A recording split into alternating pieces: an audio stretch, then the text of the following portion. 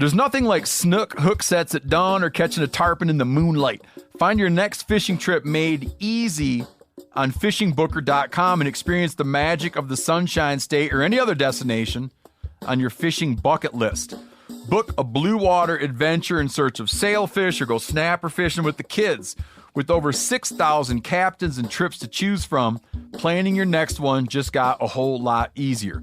Download the Fishing Booker app on the Google Play or App Store, or visit them online at fishingbooker.com to book your trip today.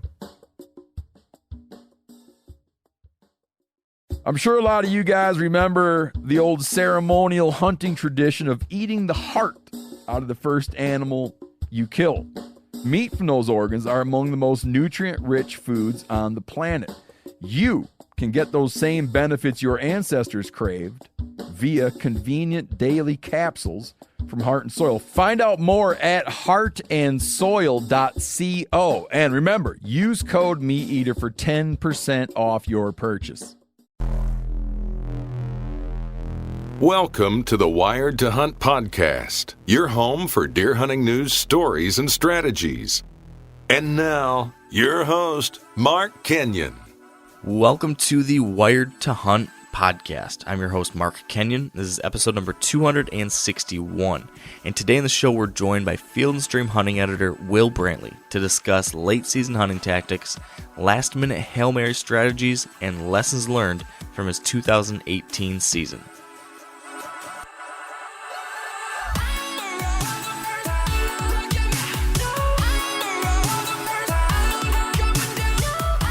All right, welcome to the Wired to Hunt podcast brought to you by Onyx. And today, as I just mentioned, we are joined by Will Brantley, and he's going to be joining me shortly. He is a serious whitetail nut. He's a terrific writer and editor, and someone you'll find frequently within the pages of Field & Stream and Outdoor Life magazines. And he's also just a good guy. I can't remember if I told this story or not on the podcast in the past, but way back when I was still working in my full-time job, before I had a podcast or anything like that going on, before I written for magazines, I met Will at a film school. And while there, I was just kind of peppering him with all sorts of questions about how to get started in the industry, how to get published in magazines, and everything like that. And he was just so gracious and patient to listen to a crazy kid like me and to answer all those questions. It was just a huge help. And it really, I think, in many ways led to directly to me being able to get published and, you know, all the subsequent things that I've been able to do over the years since. He had a big hand in all that. So all that is to say that Will's going to be a great guest, and on our show today with him, you know, given the fact that the final days and weeks of the hunting season are here for many of us. Some of you, maybe your season's already closed, but for a lot of folks, there's still a little bit of season left. Because of that, I wanted to do two things. Number one, for those of you that are still hunting, I wanted to pick Will's brains for some new ideas, some different things we can be thinking about right now to kill mature deer as we enter this final phase of the season. And then secondly, I wanted to get Will to participate in what I personally like to do at this time of year, which is this season in review, where we look back on lessons learned, maybe some mistakes made, maybe some changes we want to make in the future. I kind of had Will kind of go through a review like that with me too, and we learned some really interesting things. So that's what we did. I think it's a really interesting conversation. I'm excited for you to hear it, but real quick, before getting to that, I do want to make one quick plug. If you've been listening to the podcast this fall, you've heard me talk a lot about this Michigan buck I was hunting this year. I started calling him Frank. You know, I ended up killing him a few weeks back. You heard me tell the full story in the podcast. You've heard all about it, but now you can actually watch it. The film from that hunt has finally launched, and I'm just really excited about it. As you know, this deer was the largest and most impressive deer I've ever had the chance to hunt. So that's cool on its own. But more than that, it was just such a cool experience, such a cool hunt. The way that kind of my season began, kind of with disappointment around Holyfield disappearing, but then having this wonderful surprise. The way that all came together in this film, I think it just turned into something I'm really, really happy with. So I'm excited for you all to check it out. You can head on over to the Wired to Hunt YouTube channel to watch it. The title of the video is My Once-in-a-Lifetime Michigan Buck. So check that one out. I hope you enjoy it. I thank you for watching it. And with that out of the way, I think we should just get right to the first episode of 2019. All right, with me now on the line, we've got a repeat guest, my buddy Will Brantley from Field and Stream. How are you, Will? I'm good, Mark. How you doing, buddy? I'm doing great. It's been a little while too since we've been able to catch up. So just personally, I'm kind of glad that we're able to do this. So thanks for making the time to chat. Oh, absolutely, man. I'm glad you had me on, and it's been too long since we've been able to sit down and chat deer hunting. Looks like you had a heck of a good season, huh? Yeah, I can't complain. It went pretty well. So it's one of those things, though. Now that we're into the new year, I'm just trying to knock on wood or cross all my fingers and make sure whatever mojo I had doesn't disappear. Oh yeah. No, it was. I was kind of like you this year. I sort of had a little bit of a lucky rabbit's foot in my pocket this deer season for whatever reason. My wife told me several times, "You need to get out and buy a damn lottery ticket or something." as the season kind of comes to a close, on the one hand, I'm like, well, I'm kind of ready to be done with deer hunting for the year and start thinking about some other stuff. And on the other hand, I'm like, man, I hope this luck kind of sticks around for next year. So yeah, but those are good problems to have. It is. It's funny, I was talking about this the other day as I was thinking through my season, and one of the things I noticed is that so often when it comes to, in particular if you're trying to hunt mature whitetails, so often the difference between filling a tag and not could just be the tiniest little details. It's a game of inches, and you could look at, for me, it was the difference between my 2017 season and my 2018 season. Largely did the same things, largely put in the same amount of work, but in 2017, all those tiny inches went on the wrong side of the scale. This year, all the tiny things were on the right side of the scale, and I filled those tags this year. I didn't fill them last year, and it's just, it's just like this, by the skin of your teeth, it can make all the difference.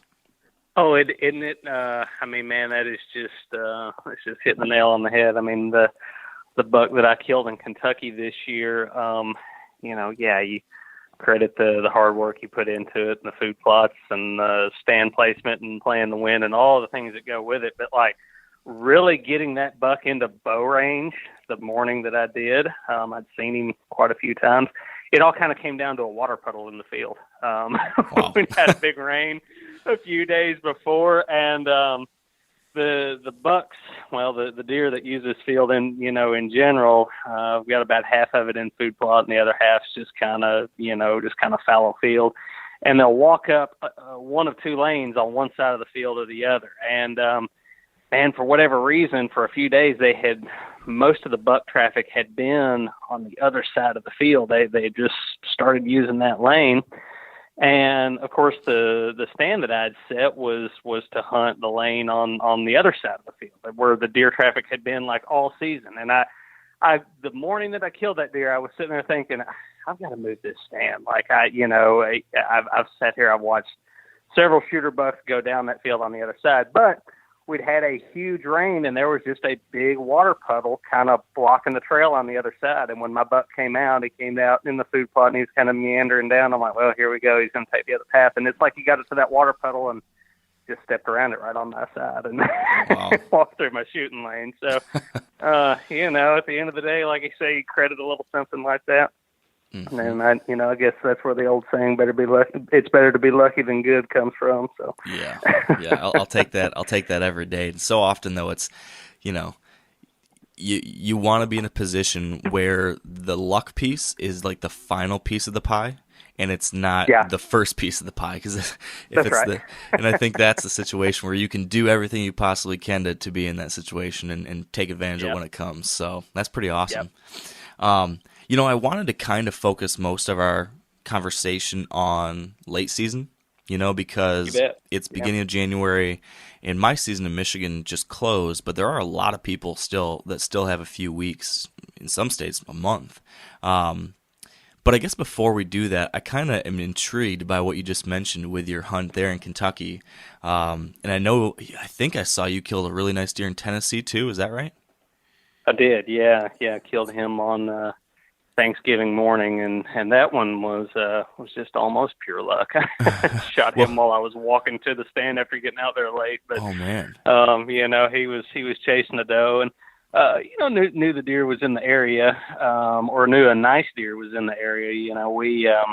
It's a place that a buddy from college now. We've hunted this farm for quite a few years. Of course, I live right on the Tennessee line. It's it's not like it's a big long trip for me to get there. I buy a license for both states every season and spend nearly as much time hunting in Tennessee as I do in Kentucky. But this farm that my buddy and I have been hunting, it just has a lot of deer on it. We've never run many trail cameras there. We don't have any food plots. We don't have any mineral sites, but it's just a good mix of habitat. It's kind of a long, really thick series of drainages. It's kind of surrounded in the big picture by a lot of ag fields. And we've hunted it early season, we've hunted it late season, but we've come to realize here the last few years that after a few years of hunting it, we've figured out where some of the sweet spots are, especially during the rut. And so we've kind of adopted the approach of we make sure our stands are set and everything's checked out, and new straps and all of that, new lifelines and stuff are all on the stands, and they're ready to go and ready to hunt. But we don't step foot in there to hunt until usually about the 1st of November. And man, we've killed some really nice deer there the last couple of years by doing that. And this one that I killed this year was one of those, one of the stands that I like to hunt. There was a lot of buck sign there, and like I say, it was Thanksgiving. The rut was still going on, but it was kind of getting at that stage where it was late in the rut, and definitely getting to that stage where I had been in a tree a lot and was tired of getting up early and tired of sitting in the stand. Mm-hmm. And I just almost slept in that morning. And last minute, I decided, well, I'll get up and go for a little while, and was honestly looking to shoot a doe or two that morning. I had a new rifle that I was field testing, that I was going to be taking on an elk hunt later that month, and just kind of was wanting to get some time with that. But got out there, it was a clear, cold morning, and I was sneaking my way to the tree, and it's already daylight, and saw a doe standing in one of the little roadways there that the farmer uses to kind of get his UTV around the place, and sat down and was kind of thinking about shooting her, honestly. And then this buck just stepped out right behind her, and by the time I got on him, he was back in the woods, and they sort of chased one another around there, and then he came out and gave me a shot. So that one was a lot of luck involved in that one, but I'll definitely take it. So he was a really nice, big, pretty 8-pointer. Yeah, beautiful deer. So now, yeah, maybe it was a little bit lucky that you were walking in and happened to see that doe and got set up on her. But was there anything that you did, whether it be walking in carefully that morning and keeping an eye out, or was it other things you did in the month leading up to it that you think maybe you could credit for the fact this buck was even around?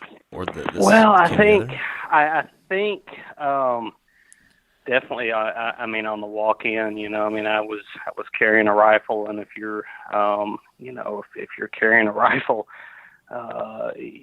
just because you sleep in, just because you don't get out there until daylight, until it's light enough. I mean, it was light enough to shoot when I got out of my truck, but I knew the deer were going to be on the move, and also it was.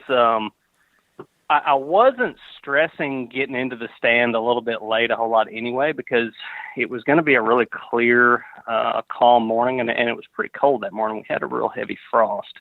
And that's something that I've heard the juries talk about a few times, and that in their experience, they see, the heaviest deer movement on those really heavy frosty mornings on up in the morning after that frost burns off. And I've absolutely found that to be true around here. And so I wasn't really expecting just a ton of action until later in the morning anyway. But yeah, I mean, I was picking my way to the tree. I picked a route where I knew I would have the wind in my face as I worked my way to the stand. And so, I mean, I was hunting my way there, and I've done that a lot over the years. I'm not always in the stand an hour before daylight. Sometimes I found that, you can get a shot at a deer on the way to your stand, especially if you happen to be gun hunting, then it can actually be more effective to sleep in for a little while. So yeah, I feel like it's those little things that you do that as an experienced hunter, you maybe didn't give it too much thought afterwards, but the fact that you were careful walking in, that you thought about the wind when you were heading in, that you hunted your way to your stand. I think there's a lot of people, especially newer hunters, that in that situation they'd be like, I just got to barge in there, get to my stand real fast, not worrying about anything, and in that same situation might have never had that chance that you had. Yeah, and I mean there's so many. I mean, any time you go into the deer woods, whether it's to check a trail camera or put a fresh strap on a tree stand, whatever it is that you're going to do, should always go in carefully. Should always go in. You can't always go in with the wind in your face, but at the very least, like, if it's a place that you've hunted before, you should have an idea of where the deer are likely to be at any given time of day. And just by practice, really, regardless of the time of year, I don't like to walk in and blow my scent right into what I know is a bedding area, if I can help it at all. And, and then obviously if I'm hunting, if I'm a little late getting to the tree, whether it's early in the morning or late in the evening, I've gotten in the stand before with just an hour of daylight left, and your chances of killing one are still better there than they are on the couch. But I'm not going to run into my stand and break a sweat and spook deer on the way in. If I can help it, I'm going to try to hunt my way in there. So whitetails can be killed off the ground. So yeah, yeah, it's true. It's something that I feel like it's kind of picking up momentum again as far as trendiness in the whitetail hunting space. First it was with ground blinds, pop-up blinds and everything, and now you're starting to see some people getting into spot and stalk a little bit. I actually killed one with a bow on the ground this year. I was going to say, yeah, you killed one out west somewhere, didn't you? Off the ground. Nebraska. Just kind of was sneaking in. I was going to hang in a saddle and hunt, but then ended up seeing a nice buck on the ground and made a stalk on him and ended up setting up in some cedars and killed a different buck about an hour or two later. But it kind of opens your eyes to the possibilities out there, for sure. Yeah, for sure. So now that we're talking about this, we just talked about this Tennessee hunt. You mentioned the buck you killed in Kentucky. This time of year, a lot of my conversations with the folks and with some of my friends here locally revolve around kind of a year in review. Looking back on the whole season and trying to think about what do we learn, what mistakes do we make, what do we want to do differently next year. So since we're already kind of on that topic, I saw that you wrote a little article kind of in the same vein over on Field & Stream's website, reviewing some of your top your top season lessons from 2018. When you look back on this past season, are there a few things that really stand out as far as what you learned or what you took away from this year? Yeah, for sure. I mean, I kind of mentioned in the lead of that story. I mean, just purely going by the numbers, I had a good year. I shot a couple of nice bucks and killed a few does for the freezer, and just had a good season. I mean, if you purely measure success by deer tag still, I mean, yeah, it was a good season, but more than that, and I suppose it's a product of doing what we do for a living. I'm always looking for some little takeaway, some little lesson that I can learn from the woods. And back when I was freelancing full time, I would get in a stand and I would constantly be looking for little details that I could work into some kind of a story pitch. Something that helped me be successful. And so. With an eye for those things, this year in particular, I had a lot of takeaways, just things that really seemed to work for me, and that was kind of one of the goals of putting that story together. And so, some of the things that I wrote about in that piece, I mean, they weren't. Some of them had to do with with stand access, and it's kind of in the vein of what we were just talking about being careful, not only about how you go in, but the routes that you choose, and really planning every setup around how you're going to access it. And I think whenever I was whenever I was a newer hunter, I would see a spot that looked really good, see a lot of deer sign or see a lot of deer, and man, I've got to have my stand up right there the next evening, and killed a lot of deer like that. But sometimes you could burn a spot up pretty fast like that, and I've come to understand, and I think it's also partially due to to having a couple of small properties of my own to hunt, and hunting them for a lot of years. You start to realize, you can see things in the deer movement with your own two eyes. The trail cameras, trail cameras are an amazing tool, but there are certain things that they just can't teach you, that actually hunting a place for a few years can.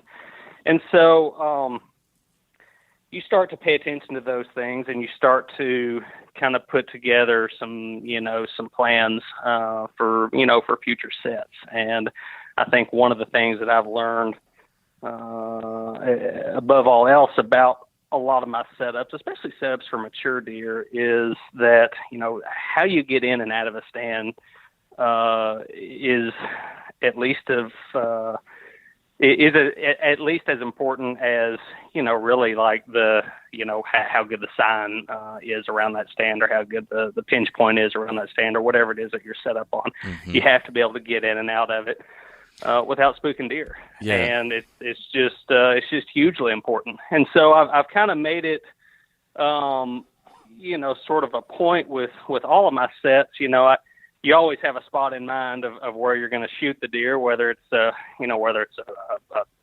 pinch point that you're hunting with a path in front of it, or a scrape line, or a bait pile, or a food plot, or whatever it is. You always have somewhere in mind where you're planning to shoot the deer.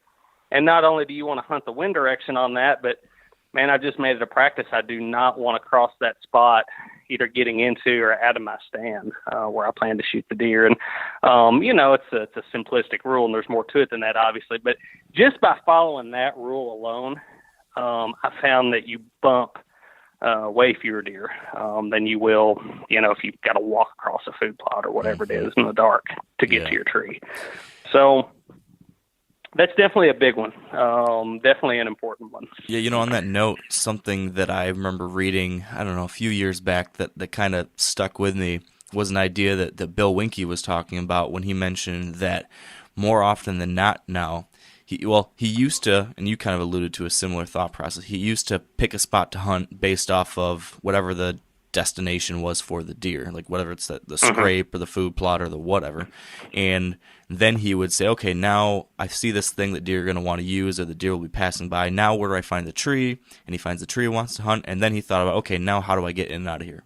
And he said that seemed to be maybe the wrong way to go about it. And he started reversing that. And he started saying, okay, what are the best ways I can get in and out of this property? And he finds the different access and exit routes. And then he started saying, okay, now where is there a good tree and a good reason to hunt along that great exit or access route?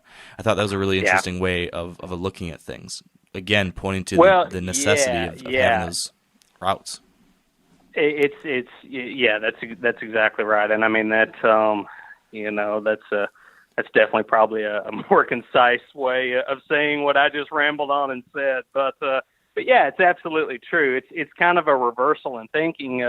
As a hunter, sometimes we are looking for that great food source, that that hot, fresh sign, and like, man, how do I set up around this? And obviously, that stuff's still really important to find. It's the essence of scouting for deer. But when you're thinking of how to hunt it, sometimes right over the top of that sign or right over the top of that hot spot is sometimes it just can't work, or it at least can't work more than a sit or two before those deer are going to be onto you. So planning something like that, especially, man, I think it's especially important if you're hunting smaller properties. A lot of guys are, they have a 50, 60, 70 acre place, and that's where they hunt the duration of the season. And, to continually, I'm not of the opinion that, that a small property is something that you can only hunt, a couple of times a year and then it's burned out. I've seen that that's just not true on our farms, but you do have to be careful how you hunt them, and you have to be careful about, where you set up and win. Now, later in the season, as you get to this time of year when time's running out, I'll start moving, deeper into the core of the property and start, pushing those rules a little bit, just to, just kind of as a Hail Mary chance to get a chance at a big deer. And, if you bump one out during the last week of season, well, he's got all the next, all summer to get over it. So, but to manage that hunting pressure throughout the season, that stand access is really important. Yeah. Another thing I saw you mentioned when it came to access in your article was how you found some success using an ATV to get picked up out of locations. And that has been a world changer for me too. I've been able to sucker my wife into picking me up from one of the small properties that I hunt, and that I don't think I would have killed the buck I did in Michigan if it weren't for that, because it was in this little tiny area, like 5 to 10 acres probably, that I kept having to hunt because that was the only place where this buck was showing up in daylight. So I hunted it a lot more than you might think you should, and if I had to leave it by foot, I would have spooked so many deer every time. Oh yeah. But by getting the ATV or the truck driven up close to where I was hunting, that allowed me to get away with so much more, I think. Oh, yeah, I think so. I mean, obviously you drive up on a deer in an ATV or on the tractor or in your truck, and we use all of the above.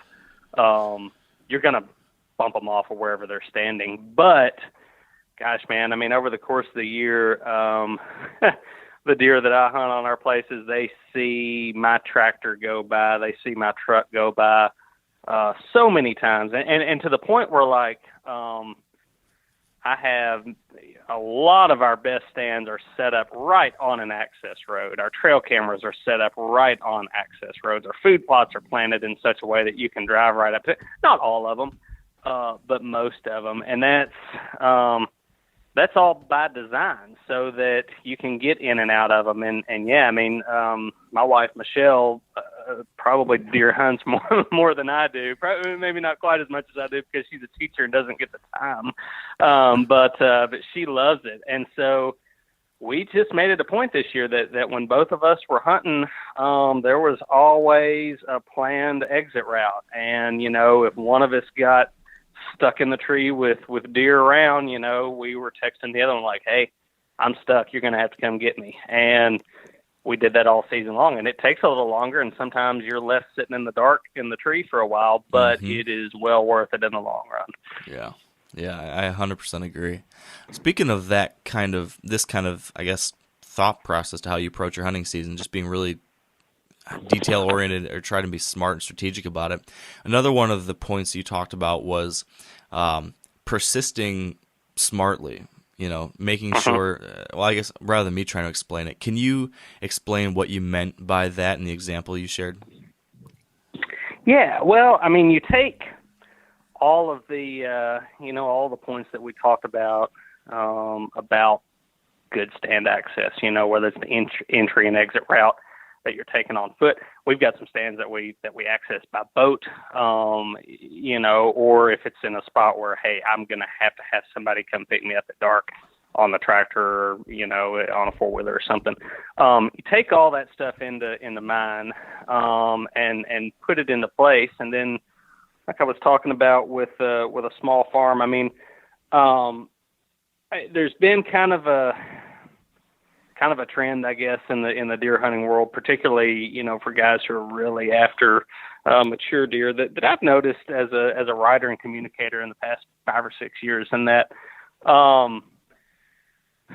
guys are very cautious about when they hunt, and they want to be sure that the conditions are just ideal, that all the stars are aligned perfectly before they ever make a move. And I mean, being conservative, I think is great.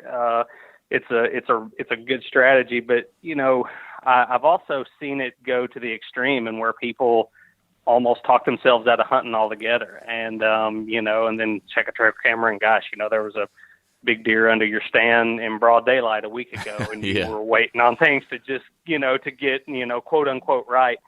And so,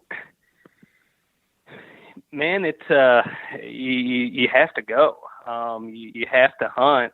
And that persistence is what pays off in the long run. I mean, it's time in the tree, and I mean, you know it as well as anybody. During the early season, you're hunting bachelor groups of bucks here in Kentucky that are coming to a food source, but they're not coming to the same spot every single night. You watch a bean field, 5 nights in a row, and you may see the group every night, but they only hit the same trail twice. And so you just have to play the odds, and it's just, it's pretty similar to the situation that you had with your deer in Michigan this year. You knew where that deer lived. You knew a couple of areas that he was walking by. Mm-hmm. He didn't walk by them every day, but you just had to put yourself in that situation where you had seen him the most, and then just stay after it. And finally he walked by. And it's the same way, I think, regardless of where you're hunting whitetails. And so that smart persistence means, you're still doing all the things. You're still planning your entry and exit. You're still playing the wind. You're still picking the stands based on the time of year and your most recent information and all that good stuff. But you also have to just be in the tree. And man, you hunt the whole month of November, during the rut and those all day sits, you log a whole lot of time without looking at a deer. And it's actually pretty tough. But if you're there when that buck finally walks by, that's when you get a shot at him. And so that's what I meant by that. Persistence isn't just going hunting every day for the sake of going hunting. It's making a good decision about going hunting every day if you can, but most people can't. So as often as you're able to get out there. Yeah, I feel like this was a huge turning point for me too. Was when I went from trying to hunt like by brute force to then becoming a hunter that hunted much more, strategically, I guess. I used to think if I hunted every single day, every hour that I possibly could, that was going to kill me deer. And, as we both know, if you're hunting just to hunt all the time, you're quite likely screw things up unless you've got a smart way to do it. So yeah, making that transition to starting to pay attention to the timing and conditions and when to hunt certain places and how to hunt certain places. But then, to your point, you can go too far in the wrong direction. So it's like finding that right balancing point where you're hunting enough, putting yourself in a position to be successful, but doing it in a careful, well thought through way. I mean, that's like, I feel like this is more of an art than a science. The more and more I dive into this, it becomes like this careful pulling of all these levers and almost, I don't want to call it a magical way, but it's just I don't know. Every one of us has got to kind of build this like intuition or instinct around when to make these moves, when to pull back, when to strike, when to watch. And that kind of comes with experience and messing up a lot and then learning from it, right? Oh, yeah. Yeah, absolutely. I mean, you, as a hunter, as you gain experience, you start to recognize periods of time where, you know what, I'm probably not going to kill a deer today, and it's better to, better to get caught up on some work. And I went probably 3 weeks in the month of October this year with, barely climbing into a tree. And when I was a younger bow hunter, man, I'd be in that tree every day and shooting every doe that walked by and and having a big old time at it. But I didn't get as many chances at mature bucks later on. And so with that being said, when the conditions were right in November, I was in a stand just, every minute that I could be. And so you learn to recognize when, when the stars are aligning, and it's probably not going to be one particular day, but it might be a period of time. Just again, I keep using your Michigan buck as an example because he's that story is a perfect example of just what we're talking about. I mean, you knew that deer was there, and you knew he was moving through there on occasion in the daylight, and the only way you were going to kill him was to be there when he happened to walk by you, and you either in bow range or finally with a gun in your hand. So that's what it takes. Yeah. It's always easier. What am I trying to say here?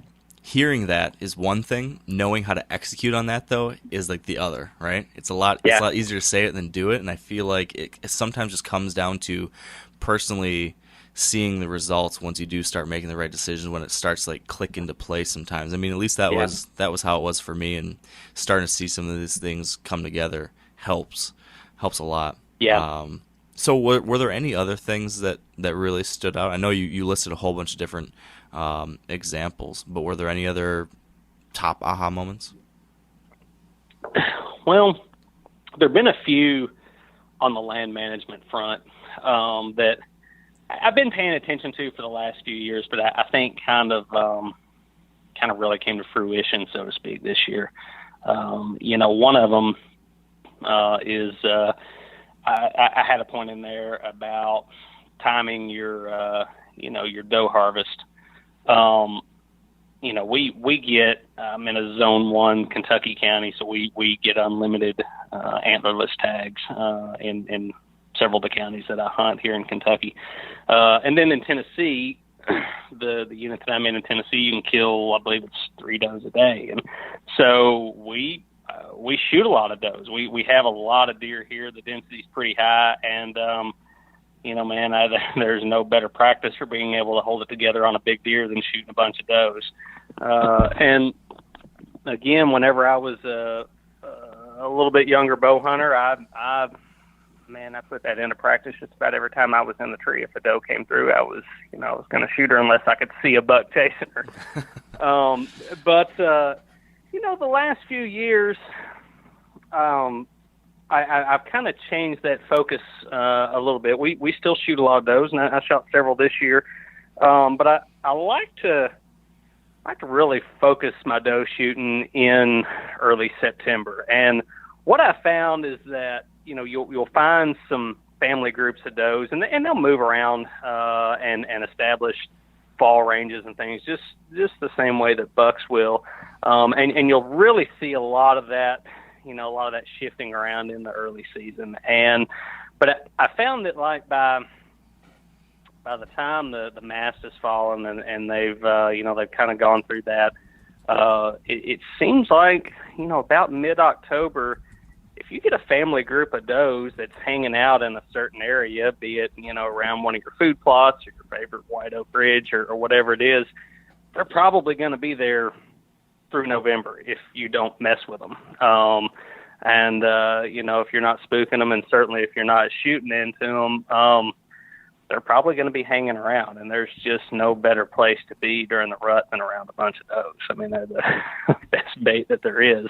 Mm-hmm. And so that's, that's definitely something I've learned is, kind of blending the strategy of, as a manager, you want to, try to keep the herd in check and shoot the correct number of does for a property, but also as a hunter, you need to put you need to keep those things in mind, like why are those bucks going to be in a certain area during the rut? And yeah, they can pick a doe and get locked down with it, but I don't worry about that as much, during the rut, of having too many does around. Within reason, of course. I have found that knowing where a family group of does is feeding and where they're bedding and hunting, really, in essence, hunting those does, if I'm not locked onto a particular buck on my cameras, if I just hang out in that area where I know those does are going to be, I'm in a pretty good spot during the rut. And I think that it certainly worked on killing my Kentucky buck this year, although I had a lot of trail camera pictures of that deer, and it definitely worked on my Tennessee buck. Knew there were a ton of does in that area, and although I didn't have any pictures of that buck, I knew going in there in November in a place where we hadn't been killing a lot of does up to that point in the season was probably going to be a pretty good play. Yeah. So I'm curious if you've ever seen this. I've talked to a few folks that have mentioned the idea of actually paying attention in some places to specific doe family groups, and when when that matriarch doe maybe tends to come into heat, and seeing that happen kind of consistently. So this doe family group that seems to always be in this little section of the property, they tend to see like a bunch of action around that area, and that doe family group maybe we'll say early in November every year, or maybe late October. and then they see that same thing happen year after year and have started to be able to kind of focus their hunts in different places based off of what they think are year after year trends with the same does coming in around the same time. Is that something you've ever heard of or seen in any way or paid attention to? Well, I wouldn't say, I followed it as a year after year thing. I mean, again, we have so many does around here. It's, it's difficult to pinpoint one family group, over the course of a few seasons. But I can say that there are some areas of, of ideal habitat, a lot of times around food plots and things, where you can depend on there being one or two or several family groups of does. And yeah, I mean, over the course of a single deer season, you'll see those individual groups, and you'll start to be able to pick out the individual animals, and you can tell which doe is the matriarch. And yeah, I mean, you just like I was saying a while ago, if you can pattern those groups of does and not spook them on your way in and out of the stand, and not shoot them when they come in there into bow range, however tempting it may be, it really is setting you up for a really good situation in November. And the spot where I killed my Kentucky buck was on a food plot. I had been seeing there were at least 2, maybe 3 family groups of does hitting this plot just virtually every evening. And I'd hunted this place a lot because I was seeing a few pretty good bucks in the early season that were hitting these food plots on occasion in the daylight. And these groups of does, I mean, I came to recognize them, when they would come out, and different groups would come out in different areas on the field. And, right around the 1st of November, they just started disappearing. It seemed like you would still see some of the fawns coming out, and it was a good cue that a couple of those older does were in heat, or at the very least they were tired of the young bucks chasing them all around the fields. And when I started hunting that in early November, it was just a buck factory. I mean, there were deer that I'd never seen cruising through there at all hours of the day, and that wasn't by accident, I don't think. Yeah. Gotta love when that happens. For sure. So in 2019, is there anything that you have already thought through from this past season that you want to do differently next year? Is there anything that you are not going to do again, or that you are going to fix, or that you're going to alter based off something you learned recently? I think I'm forever tweaking, the actual ambush, the tree stand setup, the ground blind setup, whatever it may be. I mean, even with, with all the factors in place of access, you can almost always get in any tree and think, man, I wish it was just a touch higher or just a touch lower. I'd cut this limb, whatever it is. There's always some way to make it a little bit better.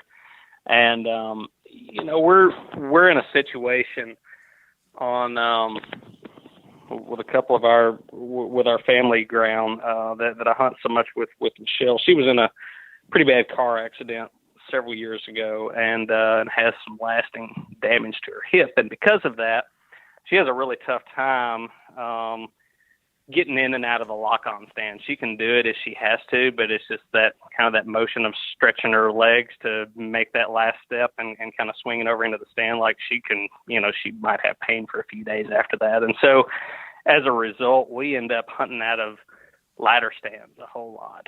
And, most of the ladder stands that you buy off the store shelves are about 18 feet tall, and you can get away with it with a bow, particularly if you're very careful about them. But at the same time, they're definitely not as effective as a lock-on stand or even a climber that's 20 foot, or higher up in a tree. And so when I look at that, I mean, I definitely want to take some of our sets where we have ladder stands that might be a little bit shorter. I want to get some taller stands in there, and too, I want to look at some other ways that we might be able to help Michelle get in and out of some lock-on stands that are a little bit higher, because I definitely believe that being higher up in the tree, just as a as a practical rule, means you get busted by fewer deer. It's an age-old debate that deer hunters have. How high does the stand need to be? And yeah, I mean, I've killed them off the ground, as we were talking earlier, and I've killed them out of stands that were 10 feet off the ground. But day in and out, if I can be 20 feet or higher in a tree, that's where I want to be. And so, something that I want to look at a little bit next year. And then there are always things that I want to do from a management perspective. I mean, new food plots that I want to try. New areas that I do a lot of prescribed burning in the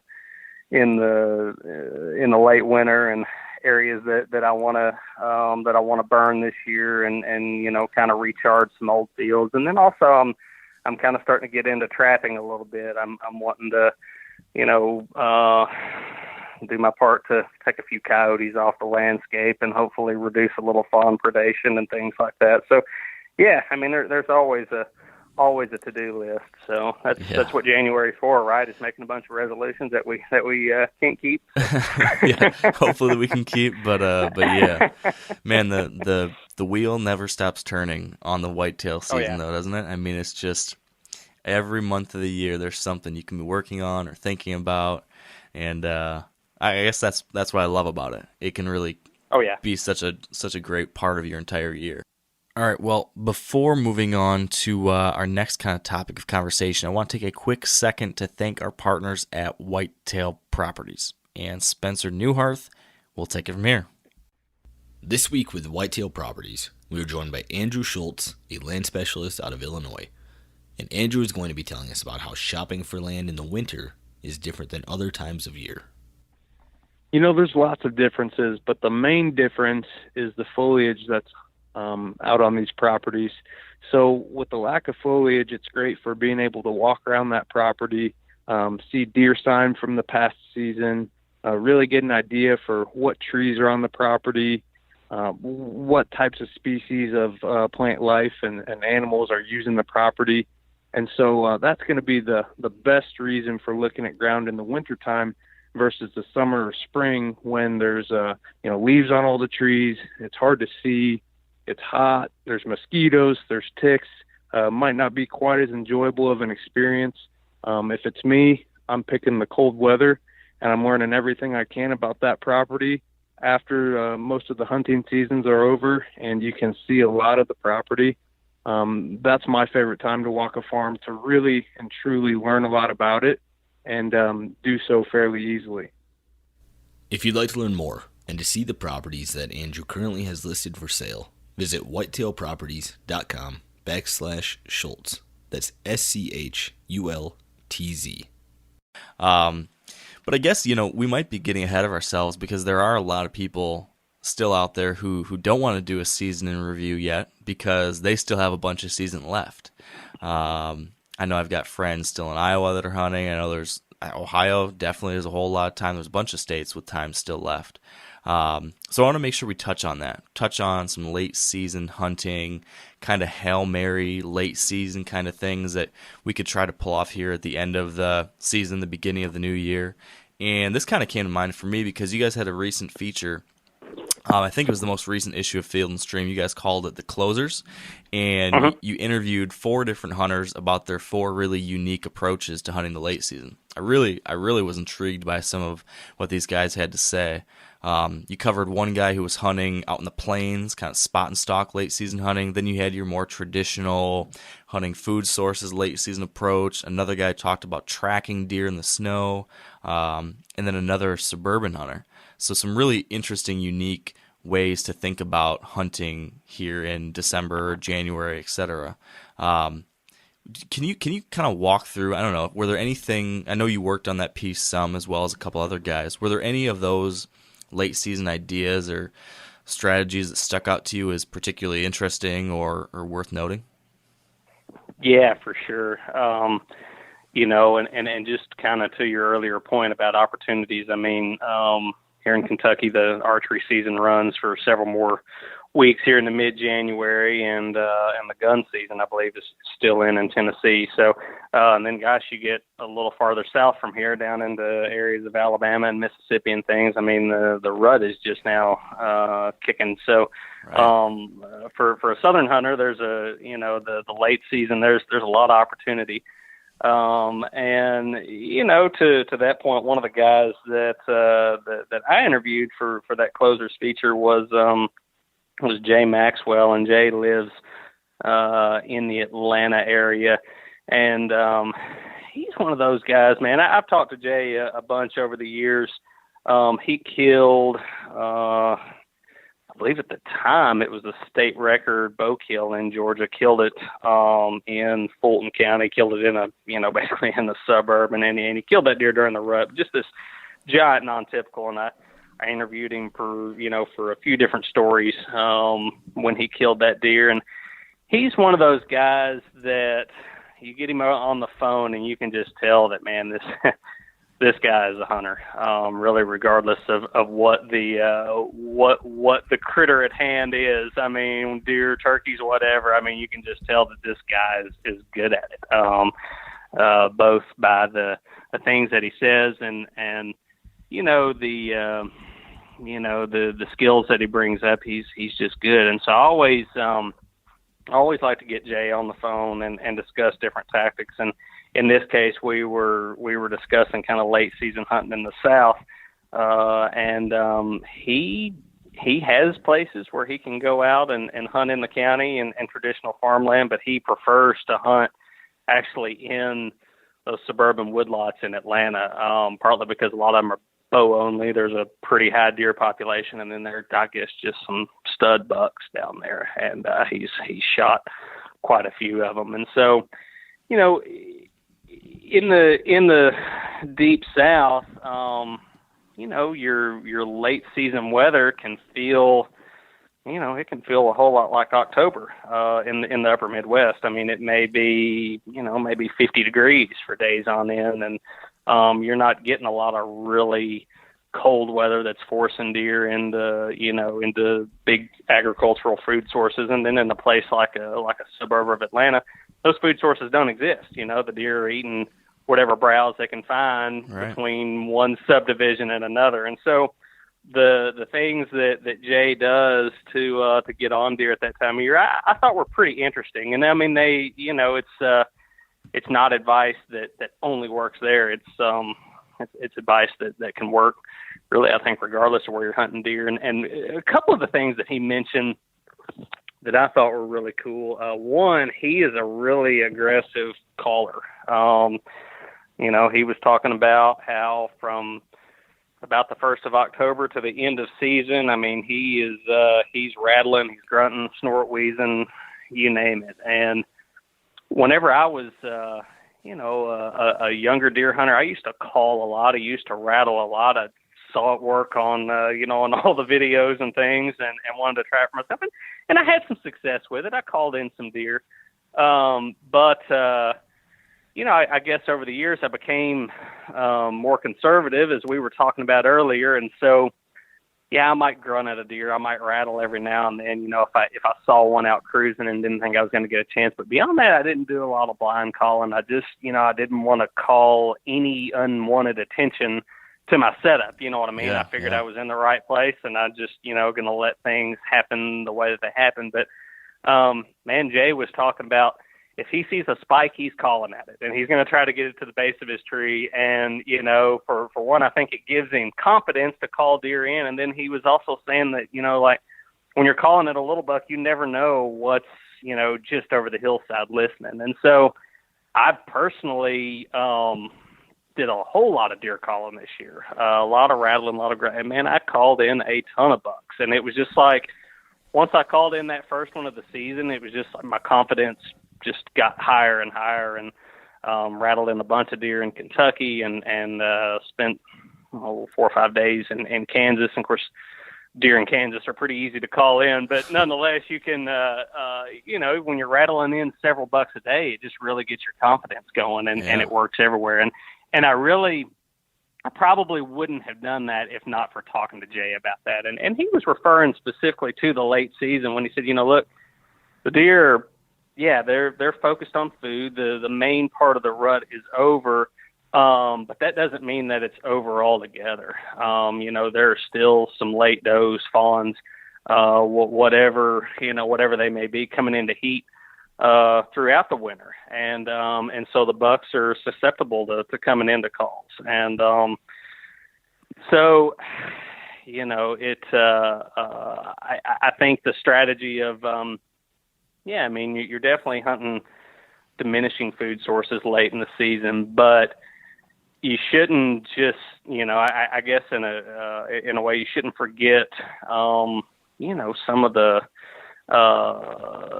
things that that are potentially good rut hunting strategies as well. Your deer calling, focusing on does. Again, my buddy Miles, he's a Western hunting guy from Colorado. He was in here a few weeks ago for our late December muzzleloader season here in Kentucky, and he killed a really nice buck on our place that came out chasing does.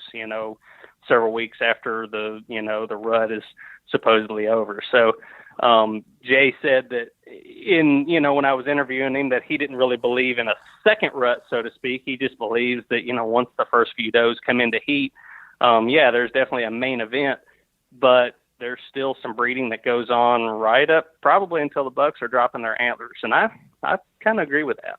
So, yeah. I remember as we're talking through this, I remember another thing I think that Jay had said too, which kind of alludes back to what we were talking about earlier when it came to your tree stand heights and stuff like that. I think he mentioned that he likes to hunt even higher in the late season because of reduced cover. Do I remember that right? Yeah.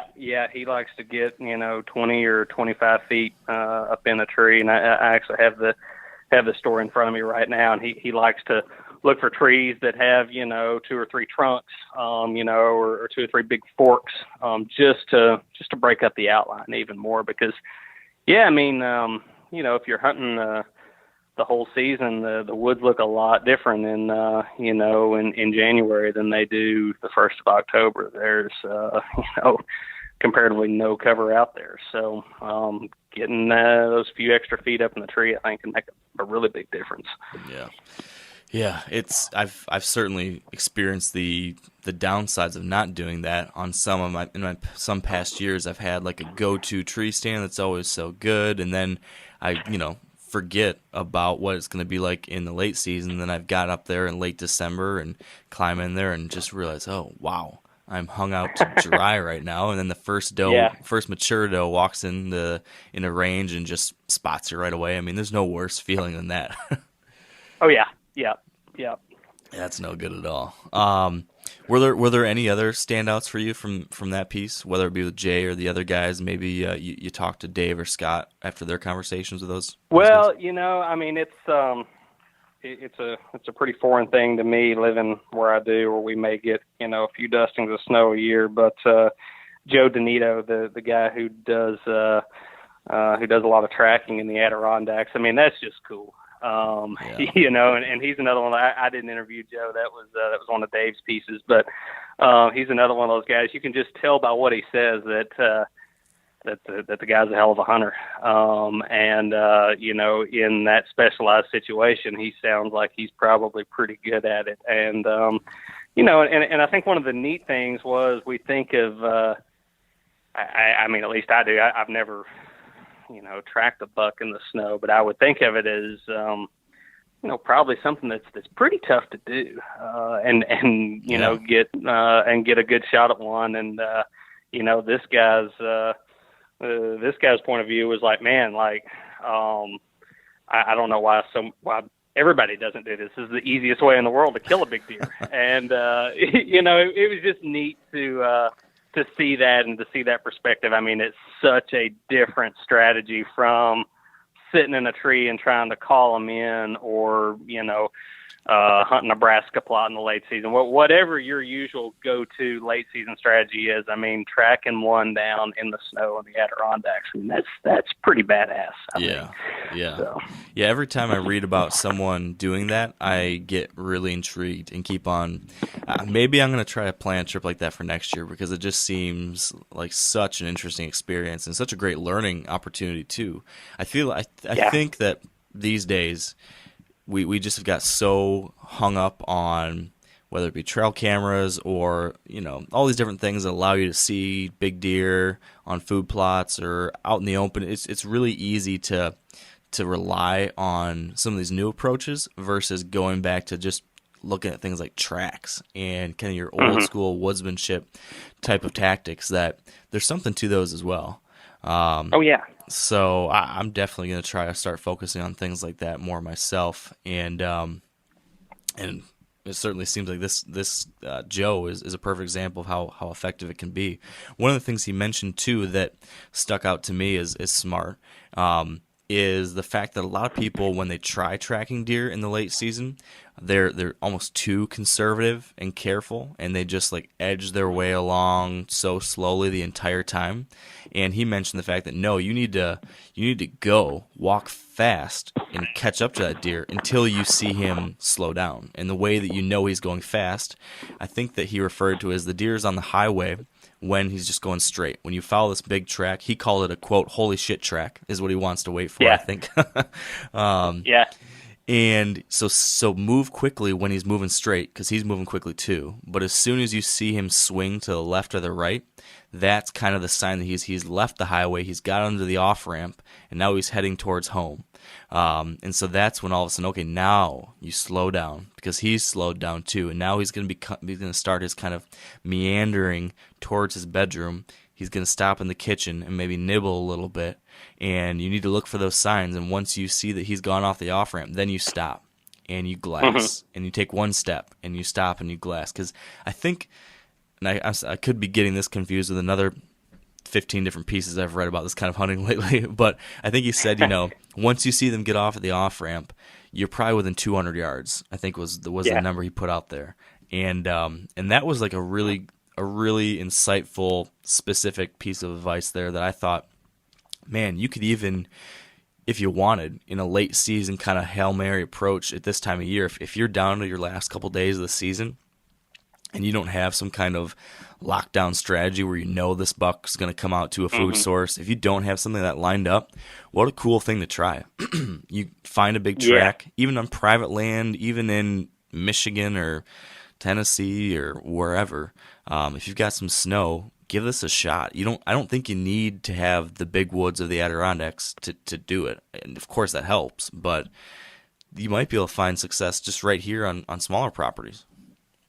Well, it's one of those situations where I think, a big chunk of public ground, even if it's big woods public ground, most of the year you're going to look at that as like, man, I really wish I had a nice private spot with a soybean field on it to hunt. But like in that situation, you need room. You need room to cut a track, and you need room to be able to follow it. It would it'd be a shame if your passion was deer tracking and you had to stop every day because the deer got to a property line you couldn't cross. So I mean, in that situation, a big piece of public ground could really offer an advantage. And I mean, I think that's probably one of the reasons why Joe looks to the Adirondacks. But you look at that advice that he gave about, following the highway to the off ramp and all that. I mean, you think, gosh, what a woodsman to be able to, like, to him, that answer is so obvious to give, but to somebody who's never tracked a deer, you're like, oh, well, that makes sense, it's pretty cool to get to talk to guys like that, who are just really, really good at what they do. And it might be a really specialized way of hunting that, like, again, I don't get any snow around here during deer season, so I may never track a deer, but it's still pretty cool to read about it and read about the way a really good hunter in a different part of the country does things and is successful. Oh yeah, it's fascinating. So then, what's the Will Brantley late season recipe? How do you approach it? Well, it's not.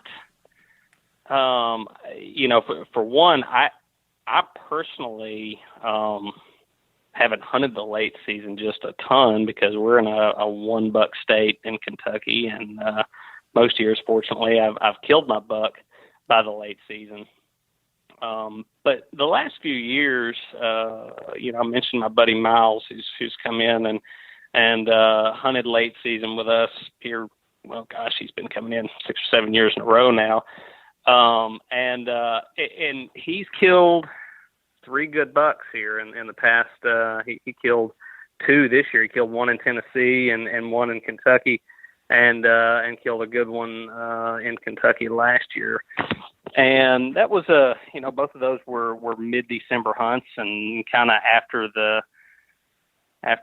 definitely after our peak of the rut, but still when some things were going on. I still think there were a few does maybe coming into heat, and definitely some bucks interested. But I think the big takeaway from the good deer that he's killed just in the past couple of years during the late season has definitely been probably even more of a hyper focus on some of the things that we were talking about earlier about your stand access and and choosing the conditions and things like that. And the deer that Miles killed with us last year was in a stand. I knew about where this deer was bedding. He was coming out of a pretty big woods area with a lot of cut over stuff. I knew the deer was bedding in that area somewhere, and we'd hunted this deer pretty much all season, from the early season through the rut, around this one particular food plot, and had gotten a lot of pictures of him. But I had a stand set in this bedding area, and we avoided it all season, mainly because there was no way to drive a four-wheeler into it to get somebody out of it, and there was really no way to sneak into it of a morning without, you may get in there without bumping a deer, but you may not. But I knew after our gun season this deer was still alive, and so Miles and I kind of went for broke. I said, hey, we're going to put you in the stand. We may spook the deer before you get a shot at him, but we've only got a few days of the season left, so this is where we're going to go. There was a little mast left in this area, but more importantly, I think it was just right on the edge of where this buck was bedding, and kind of between where he was bedding and feeding all year long. And I mean, it wasn't rocket science on picking the spot, but it was it was kind of that last minute go for broke approach, and he killed that deer his first evening in that stand. So wow. This year was a little different. He killed his buck, chasing does in a food plot right before dark, out of a box blind, and the buck that he killed this year was a deer that, gosh, we had a ton of pictures of him 2 years ago, and then he just sort of disappeared, and I figured he got killed. He was a real tall, tight rack 8-point a couple of years ago. We named him Uptight, actually. I hate naming deer, but this one just begged for a name. So, and then I was out of town on a hunt, and Michelle was pulling trail camera cards and got a picture of this deer, and man, he'd gotten pretty cool, growing a bunch of kickers and things around his bases, and just sort of showed back up around Thanksgiving, and was sort of hanging around our food plots. And I assume probably because we had a couple of family groups of does around there, and he showed up in daylight, and Miles killed him. So good food sources and good stand setups. I don't think my strategy would change a whole lot in the late season versus any other time of year, other than I might get a little more aggressive on some of the places that that I'm going to sit or try to access. Yeah, that's an interesting point, because I feel, at least for me, there's 2 times of year when I feel like it makes sense to go for the home run, to take that risky, aggressive move. It's either the rut, because you've got this disproportionate chance that deer are going to be a little bit off their game. They're going to be a little bit, I don't want to say stupider or something like that, but you've got a little bit more of a chance of them making a mistake. And So it makes sense to kind of go for the home run during the rut, and then to your point, this time of year, the late season, because what do you have to lose, right? The season's going to end anyways. Might as well give it a shot. And it's interesting that worked out for you guys, and that kind of worked out. My hunt, this buck I killed in Michigan, he showed up in daylight that morning. I saw him from a long distance away. I realized, okay, I have to get in there and hunt right there tonight. But the wind was pretty darn lousy for it. I would never hunt this area with that wind. But I said, well, it's December. He's here this one day. He's not consistent at all. He's been like once every couple weeks, kind of dropping in. I have to strike. It's kind of now or never. Yeah. And so I tried to find a way to take a risky situation, minimize the risk as much as I possibly could, but just went in knowing, like, hey, there's a 50-50 chance. It's either I'm going to blow everything out here or I'm going to kill him. But sometimes you have to do that. Yeah, you got to have the confidence to, hey, all the pieces are here to tell me that there's a pretty good chance he's going to come by this afternoon. Now, I may spook him, but like you say, you don't have many chances left by this point in the season, so you got to try. Yeah. You mentioned those two things. Sometimes you're more aggressive and you're smart about your stand sites, and then you got to be hunting the right food. What kind of late season food sources are worth keying in on in the places that you hunt? Tennessee, Kentucky, whether that be planted crops or native forage. What do you guys really focus on this time of year? Well, so far as native stuff, mast is still important at this time of the season. Now, we had kind of a spotty mast crop here. It was really one of the best mast crops I think you can get to hunt, and that some trees were just dropping like crazy and others had nothing. So, if you could find a really good white oak that was dropping, you were going to see some deer under it. But usually by this point in the season, most of the white oaks have been pretty well cleaned up, but we have a lot of different red oak species, and although they're not as preferable to deer, they still eat them, and they definitely eat them late in the season. And what I find around here anyway is that on a lot of the oak ridges, the red oaks will tend to grow right on the very tops of them. I guess where the soil or whatever it is isn't quite as good as what I've been told anyway, and you'll get a lot of deer action cleaning those things up, some of the big post oak acorns and things like that. So they definitely hit those if you can find them. And I mean, again, hunting mast, it's sometimes you walk past a bunch of trees and there seem to be acorns laying everywhere on the ground, and then you get to one particular tree that they're hitting and it doesn't look any different than any of the others. I can't tell any difference in the nuts, but for whatever reason, there's that one that they like. And we were hunting in Tennessee the other day, and there was a red oak tree like that for whatever reason the deer were hammering it and walking past 15 other red oaks that looked just like it to get to it. So that's a big one. We still have some green stuff growing pretty much year round around here. There'll be different little pieces of, forbs and native vegetation and things like that. And deer are always gonna nibble on that stuff. And from a food plot perspective, I mean, most of my food plots are a blend of ladino clover, chicory, and oats. I do plant some brassicas, and a lot of times they won't even eat them around here until after the season goes out. We usually just don't get weather cold enough to really to make brassicas that attractive. I mean, I have had some brassica plots that were hit pretty hard, but I've got one that I planted, and I walked through it the other day, and they're turnips the size of softballs just laying there on the ground, and it doesn't look like they've been touched. They hit the greens early, when they're first coming up, and you actually can get some pretty good early season hunting over them.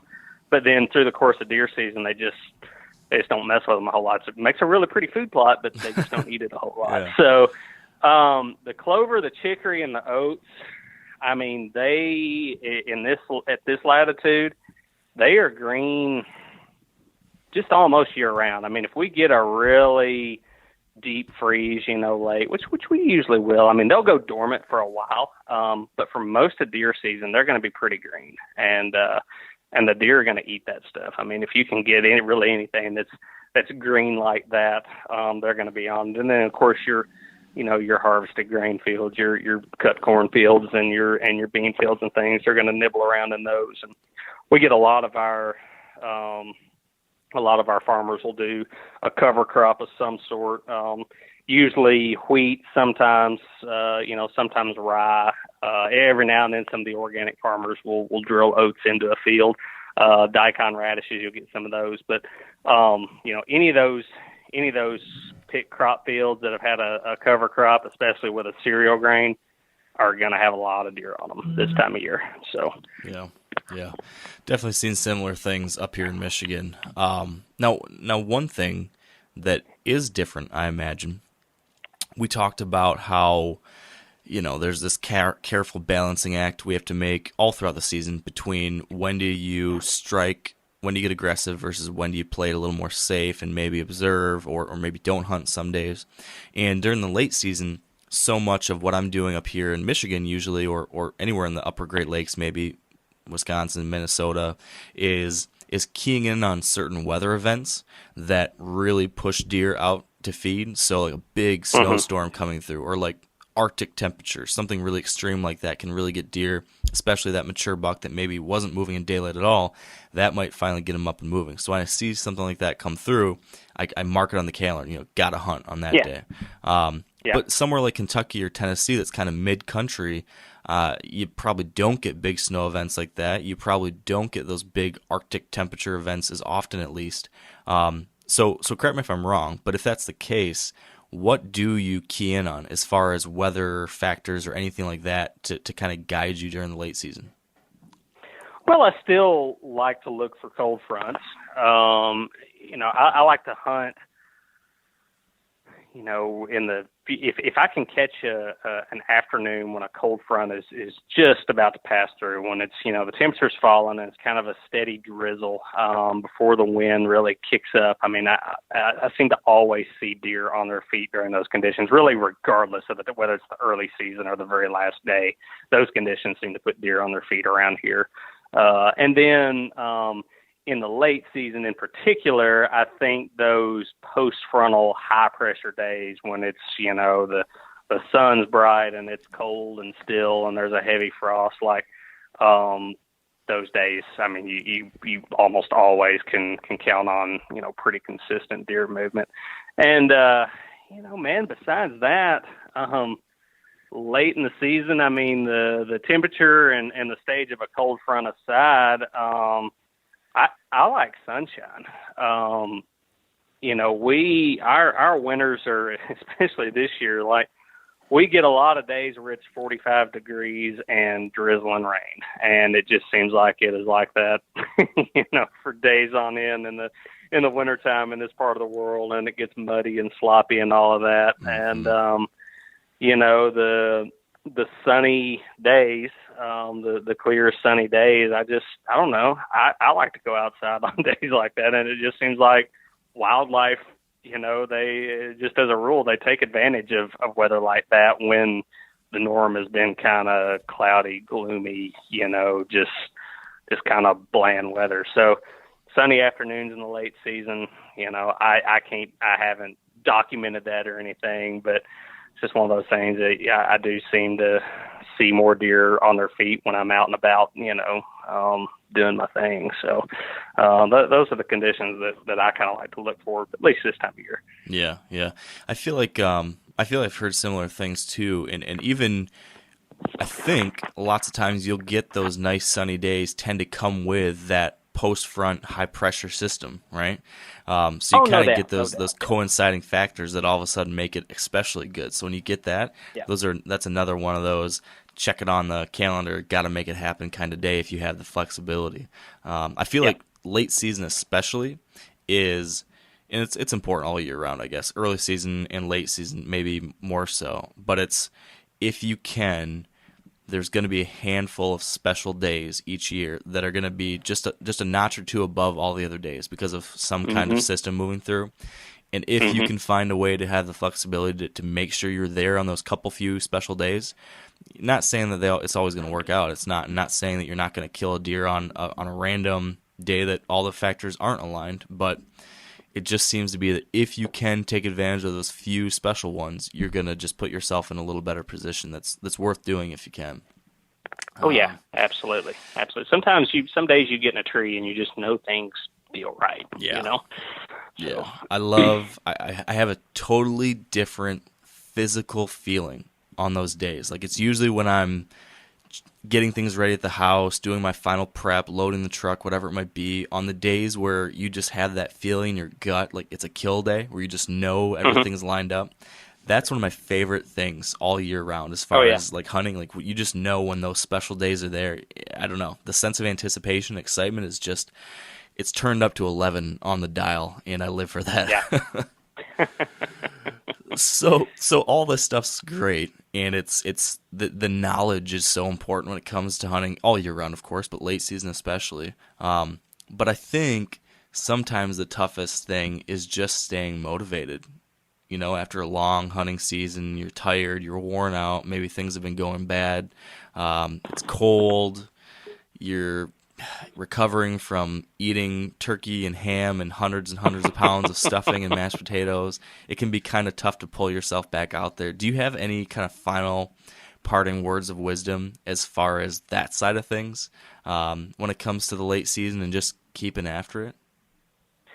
Well, it's okay to be comfortable when you're deer hunting. There's some really good clothing out there made that helps keep you warm. But even with the very best stuff on, sitting in a little bitty lock-on stand when it's in the teens is tough. It's sometimes it's necessary, but there's nothing wrong with being in a ground blind with a buddy heater or being in a box blind with a buddy heater and keeping warm. When I'm hunting during the rut or any time that I need to put time in the stand that I know I may be sitting there a while, I always bring a thermos of coffee. Maybe it spooked a deer before, but I can't really think of an instance where I'm like, yep, that deer spooked because I was drinking coffee. So I bring a thermos of coffee. It helps pass the time. I bring plenty of snacks, and I read like crazy on the stand. I'm not a fan of playing on my phone a whole lot when I'm in the tree. I mean, I do, same as everybody else. I'm checking emails and Facebook, all that crap. But it's phone batteries die quickly this time of year, so there's that part of it, and you start scrolling through and a video plays, whatever, like it can really get you distracted. But there's something about a paperback book, and I pick my books carefully. I definitely want to get something that I want to read, but I've got to get a book that I need to be sure that I can quickly slide it into a jacket pocket or a hip pocket or something like that. And like Michelle and I we both read a ton in the stand, but we're really careful about which books we pick. We don't pick hardback books because, if you happen to drop one out of the tree, it's going to make a lot of noise. But like small paperback books that you can slip into a pocket quickly, and you can sit there, you can read a little bit, you can cast your eyes up, twice a page and just kind of check around. And it actually keeps you pretty still to have a book on your lap and just turning the pages with your thumb in a way that, even messing with a phone, you're moving around a little bit and there's a few more distractions involved. So, you still need to pay attention, obviously, but it's okay to have some things to occupy yourself on the stand. It's not like you're on sentry duty or something. So yeah. I've always felt the same way. I'd rather have something like that, especially for me, like during all day sits in November, that kind of thing, a book or reading something on my phone or whatever it might be, I'd rather do that and stay out in the woods all day because of that little bit of help versus coming in for 4 hours or 2 hours or whatever and completely miss that window of time out there. So if you need a little something to help you, go for it, as far as I'm concerned. Yep, absolutely. So I think the perfect way then to end this would be to get a couple Will Brantley book recommendations then. If you're out there reading so much, do you have any suggestions for us? Well, for something just kind of mindless to pass the time and be entertained. I mean, I enjoy John Grisham and that sort of thing. Like if you, I'm sort of a Southern literature guy though. I'm a Harry Crews nut, and he was probably not an author a ton of people have heard about, and it's pretty kind of dark, gothic, Southern humor. But if you're into that sort of thing, he's pretty good, and a lot of his books are really small paperbacks, and most of them are, you got to shop around on Amazon to find them, and some of them are kind of expensive, but I really enjoy his stuff.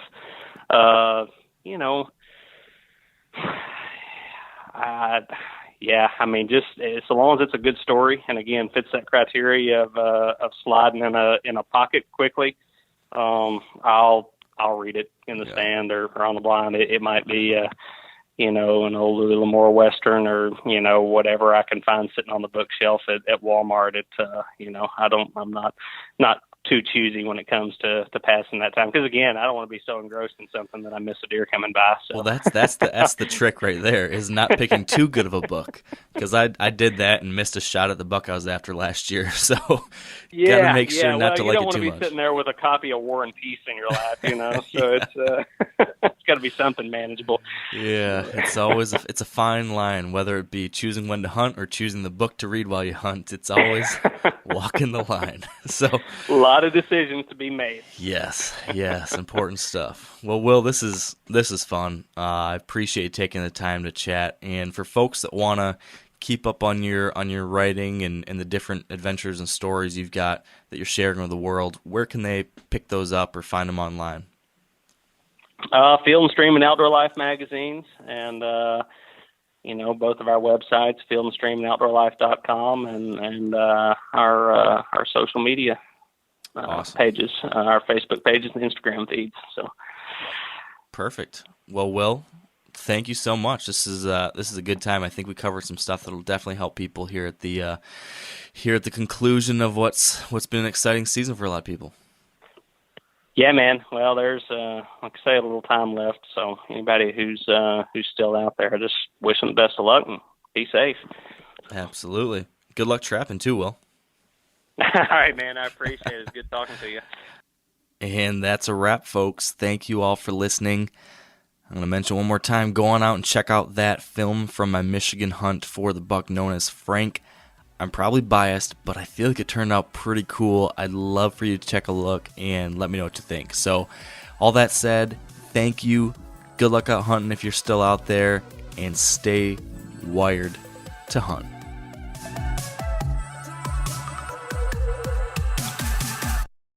I'm sure a lot of you guys remember the old ceremonial hunting tradition of eating the heart out of the first animal you kill. Meat from those organs are among the most nutrient-rich foods on the planet. You can get those same benefits your ancestors craved via convenient daily capsules from Heart and Soil. Find out more at heartandsoil.co. And remember, use code MeatEater for 10% off your purchase. You ever get that feeling the walls closing in, the concrete jungle suffocating you? You crave some wide open spaces, the chance to connect with nature, maybe in a spot all your own. Well, head over to land.com. They've got ranches, forests, mountains, streams, you name it. Search by acreage. You can search by location. You can search by the kind of hunting and fishing you're dreaming of. Land.com. It is where the adventure begins.